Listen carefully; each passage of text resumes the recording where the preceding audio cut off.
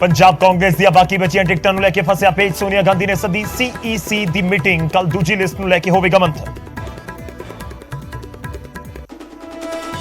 ਮੁੱਖ ਮੰਤਰੀ ਚਿਹਰੇ ਦੇ ਲਈ ਮੁੜ ਫਰੰਟ ਫੁੱਟ ਦੇ ਉੱਤੇ ਸਿੱਧੂ ਦੀ ਬੈਟਿੰਗ ਨਿਊਜ਼ 18 ਤੇ ਬੋਲੇ ਪੰਜਾਬ ਦੇ ਲੋਕ ਦੁਚਿੱਤੀ ਦੇ ਵਿੱਚ ਨਹੀਂ ਪਾਉਂਦੇ ਸਹੀ ਵੋਟ ਜੇ ਕਲੈਰਿਟੀ ਹੋਈ ਤਾਂ 70 ਸੀਟਾਂ ਪੱਕੀਆਂ ਪਰ ਫੈਸਲਾ ਹਾਈ ਕਮਾਂਡ ਦੇ ਹੱਥ ਵਾਇਰਲ ਵੀਡੀਓ ਦੇ ਕਥਿਤ ਵਿਵਾਦ ਦੇ ਵਿੱਚ ਬੁਰੇ ਫਸੇ ਮੁਹੰਮਦ ਮੁਸਤਫਾ ਮਲੇਰਕੋਟਲਾ ਦੇ ਵਿੱਚ ਕੇਸ ਦਰਜ ਸਫਾਈ ਦੇ ਵਿੱਚ ਕਿਹਾ ਕਦੇ ਨਹੀਂ ਕੀਤੀ ਹਿੰਦੂ ਮੁਸਲਮਾਨ ਦੀ ਗੱਲ ਬਿਨਾਂ ਸੁਣੇ ਹੀ ਦਿੱਤੀ ਗਲਤ ਰੰਗਤ ਸਫਾਈ ਦੇ ਬਾਵਜੂਦ ਵਿਰੋਧੀਆਂ ਦੇ ਨਿਸ਼ਾਨੇ ਤੇ ਸਿੱਧੂ ਦੇ ਸਲਾਹਕਾਰ ਬੀਜੇਪੀ ਨੇ ਚੋਣ ਕਮਿਸ਼ਨ ਨੂੰ ਭੇਜੀ ਸ਼ਿਕਾਇਤ ਤਾਂ ਕੈਪਟਨ ਨੇ ਕੀਤੀ ਗ੍ਰਿਫਤਾਰੀ ਦੀ ਮੰਗ ਦਵਿੰਦਰਪਾਲ ਸਿੰਘ ਭੁੱਲਰ ਦੀ ਰਿਹਾਈ ਦੀ ਮੰਗ ਹੋਈ ਤੇਜ਼ ਅਕਾਲੀ ਦਲ ਸਰਪ੍ਰਸਤ ਪ੍ਰਕਾਸ਼ ਸਿੰਘ ਬਾਦਲ ਨੇ ਘੇਰੀ ਕੇਜਰੀਵਾਲ ਸਰਕਾਰ ਕਿਹਾ ਨਾ ਪਾਓ ਉੜੀਕਾ ਛੇਤੀ ਪੂਰੀ ਕਰੋ ਪ੍ਰਕਿਰਿਆ ਕੇਜਰੀਵਾਲ ਦਾ ਕੇਂਦਰ ਤੇ ਵੱਡਾ ਇਲਜ਼ਾਮ ਬੋਲੇ ਪੰਜਾਬ ਚੋਣਾਂ ਤੋਂ ਪਹਿਲਾਂ ਈਡੀ ਦੇ ਜ਼ਰੀਏ ਸਤਿੰਦਰ ਜੈਨ ਨੂੰ ਗ੍ਰਿਫਤਾਰ ਕਰਵਾ ਸਕਦੀ ਹੈ ਸਰਕਾਰ ਪਰ ਅਸੀਂ ਡਰਨ ਵਾਲੇ ਨਹੀਂ ਚੰਨੀ ਵਾਂਗ ਨਹੀਂ ਰੋਵਾਂਗੇ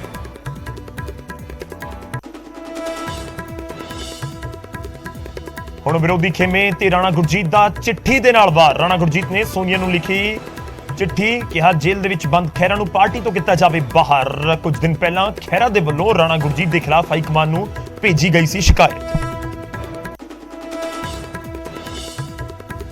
ਇੱਕ ਵਾਰ ਫਿਰ ਇਤਿਹਾਸਿਕ ਪਲ ਦਾ ਗਵਾਹ ਬਣਿਆ ਇੰਡੀਆ ਗੇਟ ਪ੍ਰਧਾਨ ਮੰਤਰੀ ਮੋਦੀ ਨੇ ਲੋਕ ਅਰਪਣ ਕੀਤੀ ਨੇਤਾ ਜੀ ਦੀ ਹੋਲੋਗ੍ਰਾਮ ਮੂਰਤੀ ਕਿਹਾ ਇਹ ਆਜ਼ਾਦੀ ਦੇ ਮਹਾਨਾਇਕ ਨੂੰ ਰਾਸ਼ਟਰ ਦੀ ਸ਼ਰਧਾਂਜਲੀ शिमला तो लेके धर्मशाला तक हिमाचल ने लई बर्फ की चिट्टी चादर मैदाना तक डिग्या पारा पर सैलानी मान रहे आनंद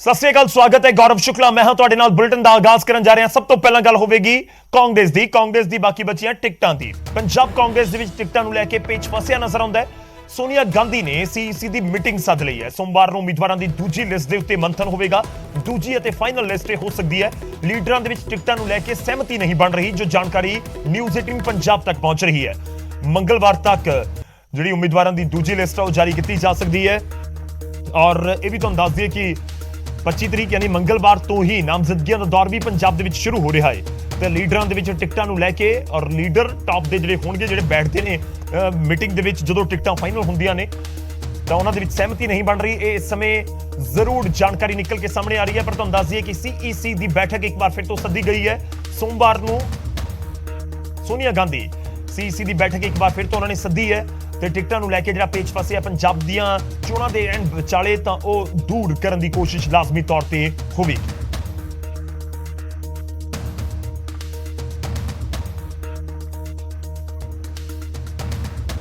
ਇਸ ਸਭ ਦੇ ਵਿਚਾਲੇ ਸਵਾਲ ਇਹ ਹੈ ਕਿ ਪੰਜਾਬ ਦੇ ਵਿੱਚ ਕਾਂਗਰਸ ਦਾ ਮੁੱਖ ਮੰਤਰੀ ਦਾ ਚਿਹਰਾ ਕੌਣ ਹੋਵੇਗਾ ਇਸ ਦੇ ਉੱਤੇ ਅਜੇ ਤੱਕ ਕਾਂਗਰਸ ਨੇ ਕੋਈ ਪਰਦਾ ਨਹੀਂ ਚੁੱਕਿਆ ਹੈ ਇਸ ਬਾਰੇ ਵੀ ਅਜੇ ਕੋਈ ਸਪਸ਼ਟਤਾ ਨਹੀਂ ਹੈ ਪਰ ਨਿਊਜ਼ 18 ਦੇ ਨਾਲ ਖਾਸ ਗੱਲਬਾਤ ਕਰਦੇ ਹੋਏ पंजाब कांग्रेस के प्रधान नवजोत सिंह सिद्धू फ्रंट फुट ते इस मुद्दे दे उत्ते नजर आ रहे हैं ते कह गए कि जे क्लैरिटी होवेगी तां 70 सीटां पक्कियां हो जाणगियां ਦੁਚਿੱਤੀ ਦੇ ਵਿੱਚ ਪੰਜਾਬ ਦੇ ਲੋਕ ਸਹੀ ਵੋਟ ਨਹੀਂ ਪਾਉਂਦੇ ਅਗਰ ਪੰਜਾਬ ਦੇ ਲੋਕਾਂ ਨੂੰ ਕਲੈਰਿਟੀ ਦਿੱਤੀ ਤੇ 70 ਸੀਟਾਂ ਨੇ ਕਾਂਗਰਸ ਦੀਆਂ अगर नहीं देती ਇਹ ਉਹਨਾਂ ਨੂੰ ਪਤਾ ਹੋਊਗਾ ਉਹਨਾਂ ਨੇ ਕੀ ਸੋਚ ਕੇ ਨਹੀਂ ਦੇਣੀ ਕੀ ਨਹੀਂ ਦੇਣੀ ਹਾਈ ਕਮਾਂਡ ਸਾਡੀ ਸੁਪਰੀਮ ਫੋਰਸ ਹੈ ਉਹਨਾਂ ਦੀ ਕਮਾਂਡ ਸਾਡੀ ਵਿਸ਼ ਇਹ ਪੱਕੀ ਗੱਲ ਹੈ ਕਿ ਜਿਸ ਬੰਦੇ ਕੋਲ ਨੈਤਿਕਤਾ ਹੋਏਗੀ ਜਿਹੜਾ ਬੰਦਾ ਇਮਾਨਦਾਰ ਹੋਏਗਾ ਜਿਹਦੀਆਂ ਹੱਟੀਆਂ ਨਾ ਚੱਲਦੀਆਂ ਹੋਣਗੀਆਂ ਜਿਹਦੀਆਂ ਖੱਡਾਂ ਨਾ ਹੋਣਗੀਆਂ ਜਿਹਦੇ ਕੁੱਕਾਂ ਦੇ ਕੋਲ 5-5 ਕਰੋੜ ਰੁਪਏ ਦੇ ਖੱਡ ਨਾ ਹੋਊਗੀ ਉਹੀ ਬੰਦਾ ਨੈਤਿਕਤਾ ਦੀ ਤਾਕਤ ਨਾਲ ਇਮਾਨਦਾਰੀ ਦੀ ਤਾਕਤ ਨਾਲ ਕਿਰਦਾਰ ਦੇ ਨਾਲ ਪੰਜਾਬ ਨੂੰ ਇਸ ਕਿਚੜ ਦੇ ਵਿੱਚੋਂ ਕੱਢ ਦੇਗਾ ਨਵਜੋਤ ਸਿੰਘ ਸਿੱਧੂ ਨੂੰ ਅਗਰ ਇਹ ਮੌਕਾ ਦਿੱਤਾ ਕਿ ਨਿਰਣੇ ਲੈ ਸਕੇਗਾ ਪੰਜਾਬ ਦਾ ਚਾਹੇ ਕਿਸੇ ਕਪੈਸਿਟੀ ਦੇ ਵਿੱਚ ਤੇ ਨਵਜੋਤ ਸਿੰਘ ਸਿੱਧੂ 6 ਮਹੀਨੇ ਦੇ ਵਿੱਚ ਪੰਜਾਬ ਨੂੰ ਫੇਰਾ ਪਾ ਦੇਗਾ ਤਾਂ ਸਿੱਧੂ ਸਪਸ਼ਟ ਸ਼ਬਦਾਂ ਦੇ ਵਿੱਚ ਕਹਿ ਰਹੇ ਨੇ ਕਿ ਜੇਕਰ ਸਥਿਤੀ ਸਪਸ਼ਟ ਹੋਈ ਕਿ ਕੌਣ ਸੰਭਾਲੇਗਾ ਪੰਜਾਬ ਸਰਕਾਰ ਬਣਨ ਦੇ ਉੱਤੇ ਤਾਂ ਫਿਰ ਕਾਂਗਰਸ ਦੀਆਂ 70 ਸੀਟਾਂ ਪੱਕੀਆਂ ਨੇ। ਉਧਰ ਚੋਣਾਂ ਨੂੰ ਕਰੀਬ 1 ਮਹੀਨਾ ਜਾਂ 1 ਮਹੀਨੇ ਤੋਂ ਵੀ ਘੱਟ ਸਮਾਂ ਹੁਣ ਰਹਿ ਗਿਆ। ਸਿਆਸਤਦਾਨਾਂ ਦੇ ਵੱਲੋਂ ਇੱਕ ਦੂਜੇ ਦੇ ਉੱਤੇ ਨਿਸ਼ਾਨੇ ਸਾਧੇ ਜਾ ਰਹੇ ਨੇ। ਕੈਪਟਨ ਅਮਰਿੰਦਰ ਸਿੰਘ ਤੇ ਨਵਜੋਤ ਸਿੰਘ ਸਿੱਧੂ ਮੁੜ ਤੋਂ ਆਮੋ ਸਾਹਮਣੇ ਨੇ ਤੇ ਕੈਪਟਨ ਸਿੱਧੂ ਨੂੰ ਸਰਕਾਰ ਚਲਾਉਣ ਦੇ ਲਈ ਸਿੱਧੂ ਨੂੰ ਨਾਕਾਬਲ ਦੱਸ ਰਹੇ ਨੇ। ਉਧਰ ਸਿੱਧੂ ਨੇ ਵੀ ਆਪਣੇ ਅੰਦਾਜ਼ ਦੇ ਵਿੱਚ ਕੈਪਟਨ ਤੇ ਤੰਜ ਕੱਸੀ। ਉਹ ਆਤਮਤਾਈ ਬਣ ਗਿਆ ਵੀ ਸਿੱਧੂ ਨੂੰ ਜਿੱਤਣ ਜਾਣਾ, ਵੋਟਾਂ ਪਾਉਣ ਜਾਊਗਾ, ਹਿੱਲਿਆ ਜਾਂਦਾ ਨਹੀਂ, ਹੱਥ ਐ ਕੈਂਪੇਨ ਕਰਨਗੇ ਤੁਹਾਡੇ ਖਿਲਾਫ। ਨਵਜੋਤ ਸਿੰਘ ਸਿੱਧੂ ਦਾ ਇਹ ਬਿਆਨ ਸਾਬਕਾ ਮੁੱਖ ਮੰਤਰੀ ਕੈਪਟਨ ਅਮਰਿੰਦਰ ਸਿੰਘ ਲਈ ਹੈ। ਨਵਜੋਤ ਸਿੰਘ ਸਿੱਧੂ ਤੇ ਕੈਪਟਨ ਅਮਰਿੰਦਰ ਸਿੰਘ ਦੋਵੇਂ ਆਗੂ ਪਹਿਲਾਂ ਵੀ ਆਮੋ ਸਾਹਮਣੇ ਹੁੰਦੇ ਹੋਏ ਨਜ਼ਰ ਆਏ ਨੇ। ਇਹ ਦੋਵੇਂ ਆਗੂ ਇੱਕ ਦੂਜੇ ਤੇ ਹਮਲਾ ਬੋਲਣ ਦਾ ਕੋਈ ਵੀ ਮੌਕਾ ਨਹੀਂ ਛੱਡਦੇ। ਕੈਪਟਨ ਅਮਰਿੰਦਰ ਸਿੰਘ ਨੇ ਆਪਣੇ ਉਮੀਦਵਾਰਾਂ ਦੀ ਪਹਿਲੀ ਸੂਚੀ ਜਾਰੀ ਕੀਤੀ ਤੇ ਕੈਪਟਨ ਅਮਰਿੰਦਰ ਸਿੰਘ ਨੇ ਸਰਕਾਰ ਚਲਾਉਣ ਲਈ ਸਿੱਧੂ ਨੂੰ ਨਾਕਾਬਲ ਦੱਸਿਆ। ਉਧਰ ਨਵਜੋਤ ਸਿੰਘ ਸਿੱਧੂ ਨੇ ਵੀ ਆਪਣੇ ਅੰਦਾਜ਼ ਵਿੱਚ ਕੈਪਟਨ ਅਮਰਿੰਦਰ ਸਿੰਘ ਨੂੰ ਜਵਾਬ ਦੇ ਦਿੱਤਾ। Navjot Sidhu was the only minister I dropped because he was incompetent. ਉਹ ਬਿਲਕੁਲ incompetent ਸੀ। ਮੈਂ ਉਹਨੂੰ ਕਿਹਾ ਸੀਗਾ ਕਿ ਤੂੰ ਆਪਣਾ 6-7 ਮਹੀਨੇ ਹੀ ਆਪਣੀ ਫਾਈਲਾਂ ਨਹੀਂ ਕਵਰ ਕੀਤੀਆਂ। So the man is totally incompetent. ਇਹਦੀ ਔਕਾਤ ਕੀ ਹੈ? ਸਾਬਕਾ ਸੀਐਮ ਹੈ, ਪੱਲੇ ਸਾਬਕਾ ਸੀਐਮ ਹੋਵੇ, ਪੱਲੇ ਨਾਲ ਤੇਲ ਨਾ ਕੜਾਈ ਬਣਾਉਣ ਚੱਲਿਆ ਮਠਾਈ। ਮਤਲਬ ਪੱਲੇ ਕੀ ਹੈ ਇਹਦੇ? 5 ਸੀਟਾਂ ਜਿੱਤ ਜੂ ਤੁਹਾਡੇ ਜੁਮਾ ਦੇ ਹੀ। ਇਹ ਕੋਈ ਪਹਿਲਾ ਮੌਕਾ ਨਹੀਂ ਹੈ ਕਿ ਜਦੋਂ ਦੋਵੇਂ ਸਿਆਸਤਦਾਨ ਆਮੋ ਸਾਹਮਣੇ ਹੋਏ ਹੋਣ। ਕੈਪਟਨ ਅਮਰਿੰਦਰ ਸਿੰਘ ਜਦੋਂ ਮੁੱਖ ਮੰਤਰੀ ਸਨ ਤਾਂ ਉਦੋਂ ਵੀ ਸਿੱਧੂ ਕੈਪਟਨ ਖਿਲਾਫ ਬਾਗੀ ਤੇਵਰ ਦਿਖਾਉਂਦੇ ਰਹੇ ਨੇ ਤੇ ਹੁਣ ਕੈਪਟਨ ਅਮਰਿੰਦਰ ਸਿੰਘ ਕਾਂਗਰਸ ਛੱਡ ਚੁੱਕੇ ਨੇ ਤੇ ਹੁਣ ਇਹ ਸ਼ਬਦੀ ਹਮਲੇ ਹੋਰ ਵੀ ਤਿੱਖੇ ਹੋ ਗਏ ਨੇ। ਚੰਡੀਗੜ੍ਹ ਤੋਂ ਗੌਰਵ ਸ਼ੁਕਲਾ ਦੇ ਨਾਲ ਪੰਕਜ ਕਪਾਹੀ ਦੀ ਰਿਪੋਰਟ, ਨਿਊਜ਼ 18 ਪੰਜਾਬ।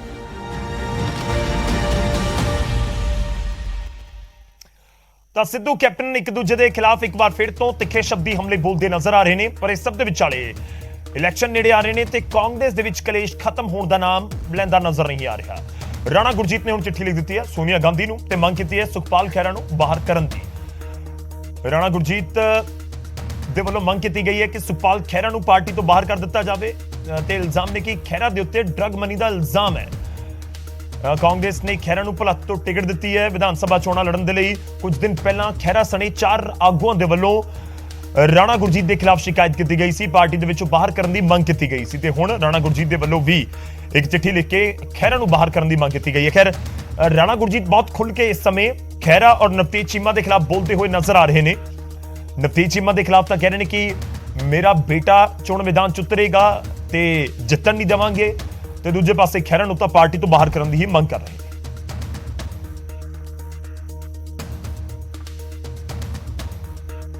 ਹੁਣ ਅਗਲੀ ਖਬਰ ਦਾ ਰੁਖ ਕਰਦੇ ਹਾਂ। ਗੱਲ ਹੋਵੇਗੀ ਨਵਜੋਤ ਸਿੰਘ ਸਿੱਧੂ ਤੇ ਉਹਨਾਂ ਦੇ ਸਲਾਹਕਾਰ ਦੀ।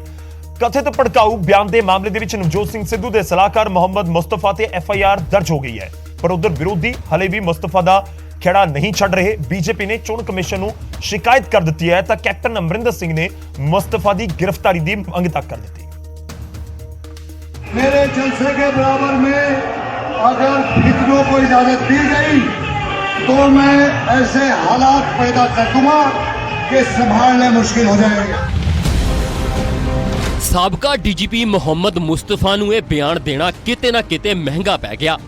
ਇਸ ਬਿਆਨ ਨੂੰ ਲੈ ਕੇ ਮੁਹੰਮਦ ਮੁਸਤਫਾ ਤੇ ਮਲੇਰਕੋਟਲਾ 'ਚ FIR ਦਰਜ ਹੋ ਗਈ ਤੇ IPC ਧਾਰਾ 153 ਅਤੇ ਰਿਪਰੈਜ਼ੈਂਟੇਸ਼ਨ ਆਫ ਪੀਪਲਸ ਐਕਟ ਦੀ ਧਾਰਾ 125 ਤਹਿਤ ਮੁਕੱਦਮਾ ਦਰਜ ਕੀਤਾ ਗਿਆ। ਦਰਅਸਲ ਬੀਤੇ ਦਿਨੀ ਜਨ ਸਭਾ 'ਚ ਆਪ ਵਰਕਰਾਂ ਨੂੰ ਧਮਕੀ ਦਿੰਦਿਆਂ ਇਹ ਭੜਕਾਊ ਬਿਆਨ ਦਿੱਤਾ ਸੀ। जिला पुलिस और जिला प्रशासन को भी बताना चाहता हूँ, अगर दोबारा ऐसी हरकत हुई मेरे जलसे के बराबर में अगर फितनों को इजाजत दी गई तो मैं ऐसे हालात पैदा कर दूंगा कि संभालने मुश्किल हो जाएगा। ਉਧਰ FIR ਤੋਂ ਬਾਅਦ ਮੁਹੰਮਦ ਮੁਸਤਫਾ ਤੋਂ ਇਸ ਟਿੱਪਣੀ ਬਾਰੇ ਪੁੱਛਿਆ ਤਾਂ ਉਹਨਾਂ ਨੇ ਹਿੰਦੂ ਮੁਸਲਮਾਨ ਦਾ ਕੋਈ ਵੀ ਮਸਲਾ ਨਹੀਂ ਦੱਸਿਆ। ਜਾਣਬੁੱਝ ਕੇ ਇਸ ਨੂੰ ਫਿਰਕੂ ਰੰਗਤ ਦਿੱਤੀ ਜਾ ਰਹੀ ਹੈ ਕਿਹਾ। जिस तरीके से उसको, जिस तरीके से नहीं, कोई तरीका ही नहीं है। न तो वहाँ पे हिंदू मुस्लिम कोई सवाल था, न वहाँ हिंदू मुस्लिम कोई ऑडियंस थी, न वहाँ कंटेक्स्ट था, न वहाँ पे संदर्भ था। कोई चीज़ वहाँ पे ऐसी थी नहीं। झाड़ू वाले भी यहाँ मुसलमान हैं, पंजे वाले भी मुसलमान हैं। जिस एरिया में हुआ वो गढ़ है मुसलमानों का, वहाँ पे एक भी हिंदू नहीं था। जो मैंने लफ्ज़ बोला है, देखिए पहले तो फोकस ये देखिए, अगर ऐसा दोबारा हुआ, मैं रिपीट कर रहा हूं ना, अगर दोबारा ऐसी हरकत हुई तो मैं इन फितनों को जलसा नहीं करने दूंगा, फितनों को। ਮੁਹੰਮਦ ਮੁਸਤਫਾ ਦੀ ਘਰਵਾਲੀ ਰਜ਼ੀਆ ਸੁਲਤਾਨਾ ਮਲੇਰਕੋਟਲਾ ਤੋਂ ਕਾਂਗਰਸ ਦੀ ਉਮੀਦਵਾਰ ਨੇ ਤੇ ਖੁਦ ਨਵਜੋਤ ਸਿੰਘ ਸਿੱਧੂ ਦੇ ਸਲਾਹਕਾਰ ਵੀ ਨੇ। ਮੁਸਤਫਾ ਦੀ ਵੀਡੀਓ ਤੇ ਸਭ ਤੋਂ ਪਹਿਲਾਂ ਭਾਜਪਾ ਨੇ ਇਤਰਾਜ਼ ਜਤਾਇਆ ਸੀ ਤੇ ਚੋਣ ਕਮਿਸ਼ਨ ਕੋਲ ਇਸ ਦੀ ਸ਼ਿਕਾਇਤ ਕੀਤੀ ਗਈ ਸੀ। ਬਾਕੀ ਵਿਰੋਧੀ ਪਾਰਟੀਆਂ ਤੋਂ ਵੀ ਸਾਬਕਾ ਡੀਜੀਪੀ ਦੇ ਬਿਆਨ ਤੇ ਵਿਰੋਧ ਜਤਾਇਆ ਜਾ ਰਿਹਾ ਹੈ। ਮਲੇਰਕੋਟਲਾ ਤੋਂ ਰਾਜੀਵ ਸ਼ਰਮਾ ਦੇ ਨਾਲ ਪੰਕਜ ਕਪਾਹੀ, ਨਿਊਜ਼ 18 पंजाब। ਹਾਲਾਂਕਿ ਮੁਹੰਮਦ ਮੁਸਤਫਾ ਨੇ ਸਫਾਈ ਤਾਂ ਜ਼ਰੂਰ ਦੇ ਦਿੱਤੀ ਹੈ, ਪਰ ਵਿਰੋਧੀਆਂ ਦੇ ਹਮਲੇ ਅਜੇ ਵੀ ਨਹੀਂ ਰੁਕ ਰਹੇ ਨੇ। ਘੇਰਿਆ ਜਾ ਰਿਹਾ ਹੈ ਕਾਂਗਰਸ ਨੂੰ ਵੀ, ਮੁਹੰਮਦ ਮੁਸਤਫਾ ਨੂੰ ਵੀ। What is, मैं सुने होगा, that man deserves to be arrested, and he is completely ruining the atmosphere of Punjab, and what he's doing, and making these sort of charges about this thing. That man has no right to be outside. I hope the election commission will take full notice and ਉਹਨੂੰ ਫੜ ਕੇ ਅੰਦਰ ਕਰ। ਮੁਹੰਮਦ ਮੁਸਤਫਾ ਨੇ ਜੋ ਇੱਥੇ ਗੰਦ ਪਾਇਆ, ਇੱਕ ਤਾਂ ਉਹਦੇ 'ਚ ਹੰਕਾਰ ਬਹੁਤ ਹੈ। ਉਦੋਂ ਦਾ ਪੁਲਿਸ ਵਾਲਾ ਸੀ, ਹੁਣ ਸਾਬਕਾ ਹੋ ਗਿਆ।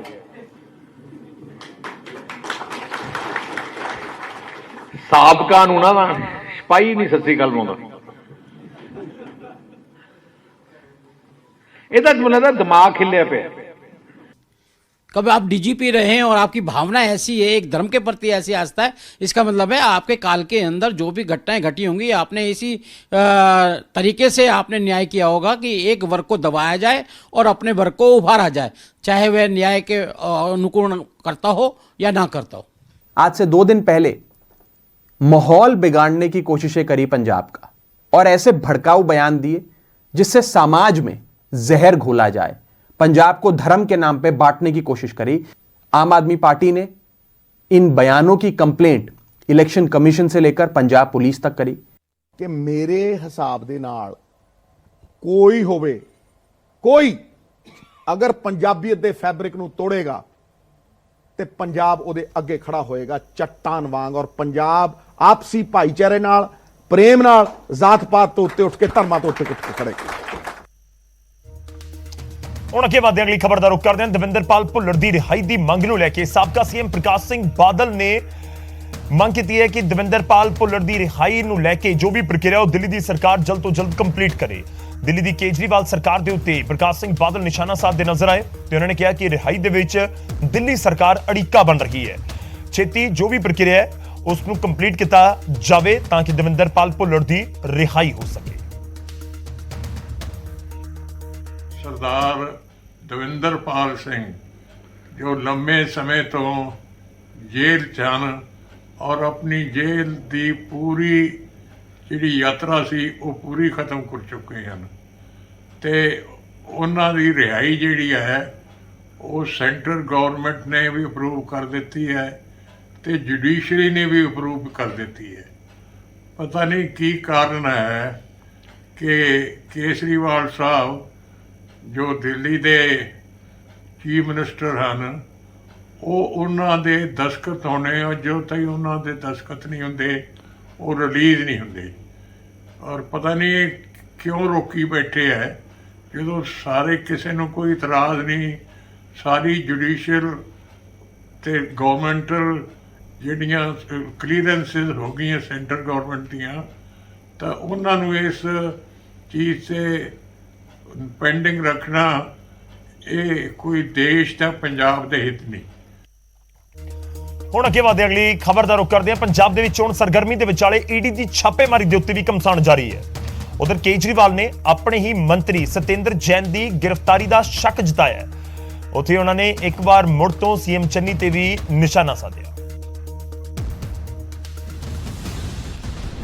आने वाले कुछ दिनों में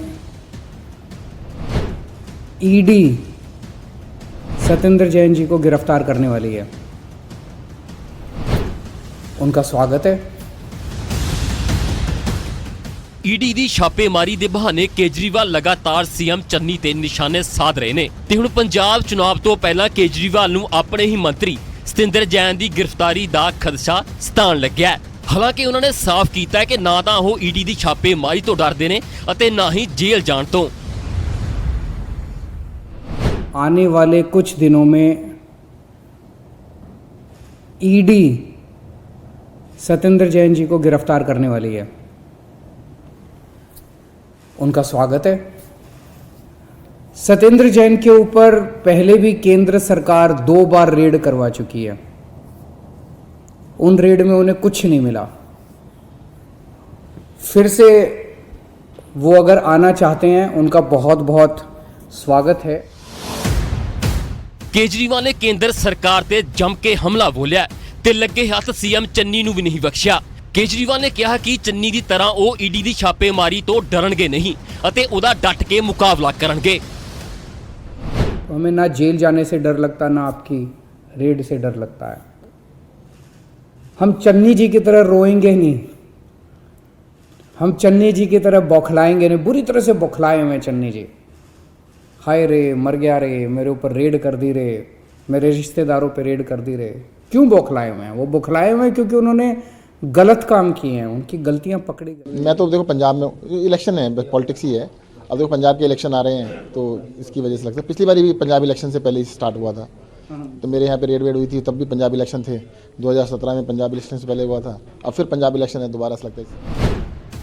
ਸਵਾਲ ਇਹ ਹੈ ਕਿ ਆਪਣੇ ਹੀ ਮੰਤਰੀ ਦੀ ਗ੍ਰਿਫਤਾਰੀ ਦਾ ਖਦਸ਼ਾ ਜਤਾਉਣ ਵਾਲੇ ਕੇਜਰੀਵਾਲ ਦਾ ਇਹ ਪੋਲੀਟੀਕਲ ਸਟੰਟ ਹੈ ਜਾਂ ਫਿਰ ਪੰਜਾਬ ਚੁਣਾਵ ਤੋਂ ਪਹਿਲਾਂ ਅੰਧੇਰੇ ਵਿੱਚ ਛੱਡਿਆ ਗਿਆ ਇੱਕ ਤੀਰ। Bureau report, news 18 Punjab.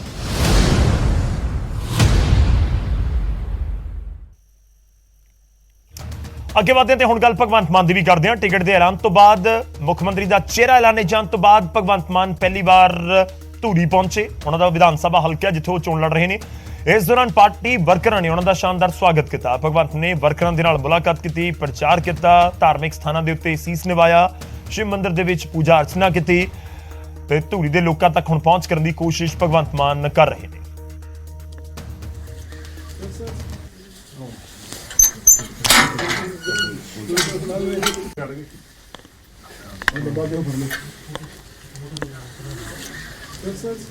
ਉਹਨਾਂ ਨੇ ਹਮੇਸ਼ਾ ਪਹਿਲਾਂ ਨਾਲੋਂ ਵੱਧ ਕੇ ਪਿਆਰ ਦਿੱਤਾ ਜੀ। ਧੂਰੀ ਦੇ ਲੋਕ ਜਿਹੜੇ ਮੇਰੇ ਆਪਣੇ ਨੇ, ਇੱਕੋ ਪੱਤਣ ਦੀ ਸਾਂਝ ਹੈ ਸਾਡੀ, ਪਾਣੀ ਪੀਂਦੇ ਰਿਸ਼ਤੇਦਾਰੀਆਂ ਇੱਕ ਦੂਜੇ ਨਾਲ।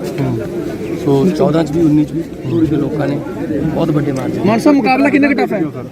ਮੁਕਾਬਲਾ ਦੇਖਦੇ ਹੋ ਕੀ ਚੀਜ਼ਾਂ ਦੇਖੀਆਂ ਜਿਹੜੇ ਧੂਰੀ ਦੇ ਵਿੱਚ ਨਹੀਂ ਹੋਈਆਂ ਤੁਸੀਂ ਅੱਜ? ਬਹੁਤ ਕੁਝ ਕਲੇ ਧੂਰੀ ਦਾ ਨਹੀਂ, ਬਹੁਤ ਪੂਰਾ ਪੰਜਾਬ ਹੀ ਜੋ ਸਮੱਸਿਆ ਪੰਜਾਬ ਦੀ ਉਹ ਧੂਰੀ ਦੀ। ਬੇਰੁਜ਼ਗਾਰੀ, ਕੋਈ ਹਸਪਤਾਲ ਹੈ ਨਹੀਂ ਚੱਜਦਾ ਹੈ, ਕੋਈ ਸਕੂਲ ਚੱਜਦਾ ਨਹੀਂ ਹੈਗਾ, ਮਹਿੰਗਾਈ, ਗਰੀਬੀ, ਮਾਫੀਆ ਰਾਜ। ਸੋ ਜੋ ਸਮੱਸਿਆਵਾਂ ਪੂਰੇ ਪੰਜਾਬ ਦੀਆਂ ਧੂਰੀ ਦੇ ਵਧਾਈ। ਧੂਰੀ ਦੇ ਲੋਕਾਂ ਦਾ ਪਿਆਰ ਤੁਸੀਂ ਦੇਖ ਰਹੇ ਹੋ ਜੀ। ਇਹ ਧੂਰੀ ਦੇ ਇਹ ਬਾਈ ਜੀ ਦੀ ਜਿਹੜੀ 7 ਸਾਲ ਦੀ ਪਹਿਲਾਂ ਦਾ ਜਿਹੜਾ ਉਹ ਫਲ ਮਿਲਿਆ ਉਹਨੂੰ ਆਪਣੀ ਮਿਹਨਤ ਦਾ। ਸੋ ਲੋਕਾਂ ਨੇ ਆਪਣੇ ਲਈ ਲੜਨਾ ਹੈ ਇਸ ਵਾਰ ਲੋਕ ਪਾਰਟੀਆਂ ਲਈ ਜਾਂ ਕੈਂਡੀਡੇਟ ਲਈ ਨਹੀਂ ਲੜਨਗੇ। ਹੁਣ ਅੱਗੇ ਵਧਦੇ ਅਗਲੀ ਖਬਰ ਦਾ ਰੁਖ ਕਰਦੇ ਹਾਂ। ਪੰਜਾਬ ਦੇ ਵਿੱਚ ਚੋਣ ਮੈਦਾਨ ਦੇ ਵਿੱਚ ਬੀਜੇਪੀ ਦੇ ਭਾਈਵਾਲ ਬਣ ਕੇ ਨਿਤਰੇ ਕੈਪਟਨ ਅਮਰਿੰਦਰ ਸਿੰਘ ਨੇ ਆਪਣੇ 22 ਉਮੀਦਵਾਰਾਂ ਦਾ ਐਲਾਨ ਕਰ ਦਿੱਤਾ ਹੈ ਤੇ ਹਰ ਵਾਰ ਦੀ ਤਰ੍ਹਾਂ ਕੈਪਟਨ ਖੁਦ ਪਟਿਆਲਾ ਸ਼ਹਿਰੀ ਤੋਂ ਹੀ ਫਾਰਮ ਭਰਨਗੇ।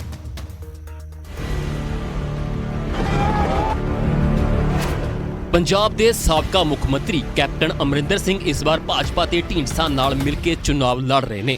ਬੀਤੇ ਦਿਨ ਭਾਜਪਾ ਤੇ ਢੀਂਡਸਾ ਗਰੁੱਪ ਨੇ ਟਿਕਟਾਂ ਦਾ ਐਲਾਨ ਕੀਤਾ ਸੀ ਤੇ ਹੁਣ ਕੈਪਟਨ ਅਮਰਿੰਦਰ ਸਿੰਘ ਨੇ ਵੀ ਆਪਣੇ ਉਮੀਦਵਾਰਾਂ ਦੀ ਪਹਿਲੀ ਸੂਚੀ ਜਾਰੀ ਕਰ ਦਿੱਤੀ ਹੈ, ਜਿਸ ਵਿੱਚ ਕਈ ਵੱਡੇ ਚਿਹਰਿਆਂ ਨੂੰ ਟਿਕਟ ਦਿੱਤੀ ਗਈ ਹੈ।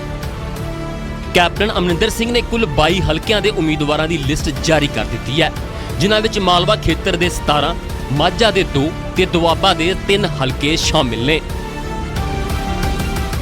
ਕੈਂਡੀਡੇਟ ਅਨਾਉਂਸ ਕਰ ਰਹੇ ਹਾਂ ਜਿਹੜੇ 2 ਨੇ ਮਾਝੇ ਤੋਂ, 3 ਦੁਆਬੇ ਤੋਂ ਔਰ 17 ਮਾਲਵੇ ਤੋਂ।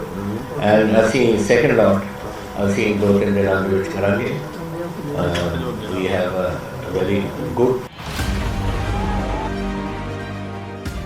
ਕੈਪਟਨ ਅਮਰਿੰਦਰ ਸਿੰਘ ਪਟਿਆਲਾ ਸ਼ਹਿਰੀ ਤੋਂ ਖੁਦ ਚੋਣ ਲੜਨਗੇ, ਜਦਕਿ ਪਟਿਆਲਾ ਦਿਹਾਤੀ ਤੋਂ ਮੇਹਰ ਸੰਜੀਵ ਬਿੱਟੂ ਨੂੰ ਉਮੀਦਵਾਰ ਐਲਾਨਿਆ ਗਿਆ।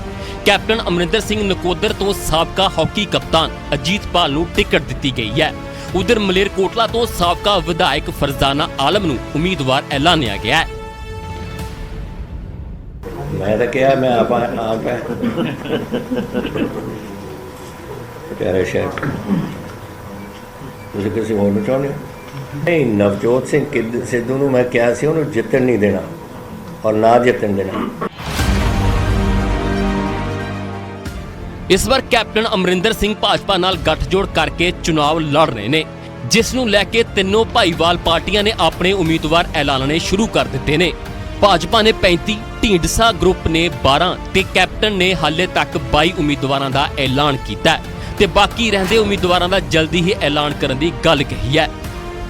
ਚੰਡੀਗੜ੍ਹ ਤੋਂ ਪੰਕਜ ਕਪਾਹੀ ਦੀ ਰਿਪੋਰਟ, ਨਿਊਜ਼ 18 ਪੰਜਾਬ। ਹੁਣ ਅੱਗੇ ਵਧਦੇ ਤੇ ਗੱਲ ਹੋਵੇਗੀ ਸੰਯੁਕਤ ਸਮਾਜ ਮੋਰਚੇ ਦੀ। ਉਹਨਾਂ ਦੇ ਵੱਲੋਂ 8 ਹੋਰ ਟਿਕਟਾਂ ਦਾ ਉਮੀਦਵਾਰਾਂ ਦਾ ਐਲਾਨ ਕਰ ਦਿੱਤਾ ਗਿਆ ਹੈ। ਫਗਵਾੜਾ ਤੋਂ ਐਸਐਸਐਮ ਨੇ ਰਿਟਾਇਰਡ ਆਈਏਐਸ ਖੁਸ਼ੀ ਰਾਮ ਨੂੰ ਟਿਕਟ ਦਿੱਤੀ ਹੈ। ਜਗਰਾਉਂ ਤੋਂ ਕੁਲਦੀਪ ਸਿੰਘ ਡੱਲਾ ਦਾ ਐਲਾਨ ਕੀਤਾ ਗਿਆ, ਨਾਮ ਦਾ ਐਲਾਨ ਹੋਇਆ। ਬਠਿੰਡਾ ਦਿਹਾਤੀ ਤੋਂ ਬਾਬਾ ਚਮਕੌਰ ਸਿੰਘ ਨੂੰ ਟਿਕਟ ਦਿੱਤੀ ਗਈ ਹੈ। 8 ਹੋਰ ਉਮੀਦਵਾਰਾਂ ਦਾ ਐਲਾਨ ਕਰ ਦਿੱਤਾ ਗਿਆ ਹੈ ਐਸਐਸਐਮ ਦੇ ਵੱਲੋਂ।